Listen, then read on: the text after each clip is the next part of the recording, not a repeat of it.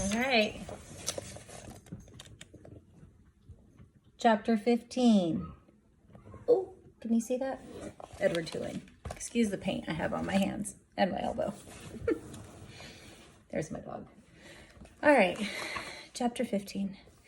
In the morning, the sun rose and the cricket song gave way to bird song, and an old woman came walking down the dirt road and tripped right over Edward.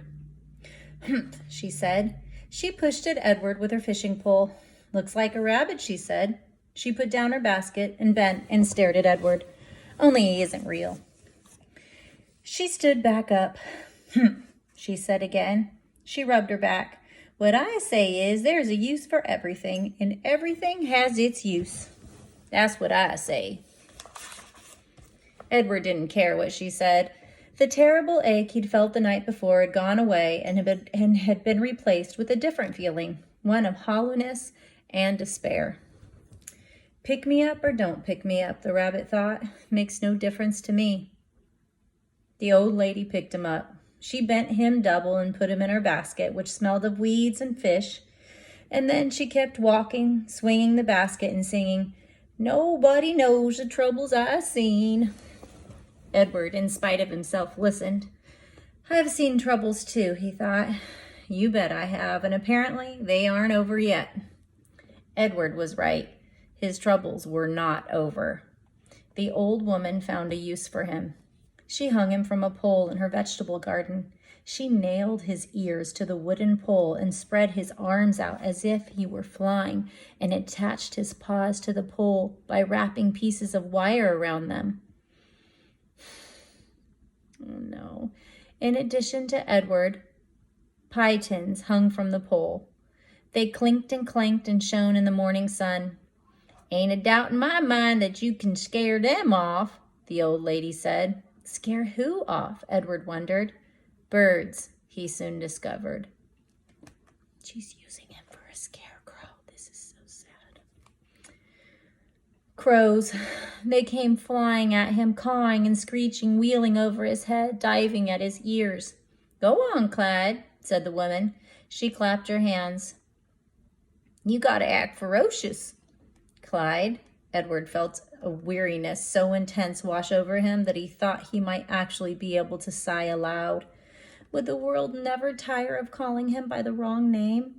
The old woman clapped her hands again. "Get to work. Get to work, Clyde," she said. "Scare them birds off." And then she walked away from him, out of the garden and toward her small house. The birds were insistent. They flew around his head. They tugged at the loose threads in his sweater. One large crow in particular would not leave the rabbit alone.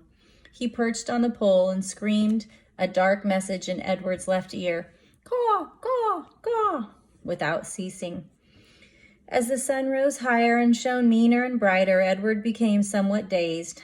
He mistook the large crow for Pellegrina. "Go ahead," he thought.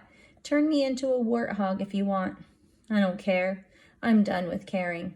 "Caw, caw," said the Pellegrina crow. Finally, the sun set and the birds flew away. Edward hung by his ears and looked up at the night sky.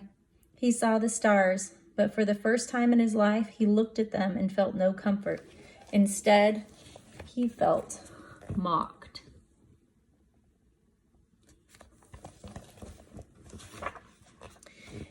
"You are down there alone," the stars seemed to say to him, "and we are up here in our constellations together." "I've been loved," Edward told the stars. "So," said the stars, "what difference does that make when you're all alone now?" Edward could think of no answer to that question.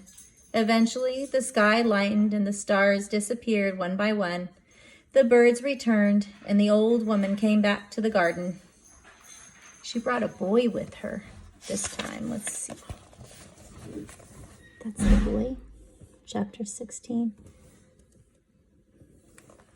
I wonder who he is.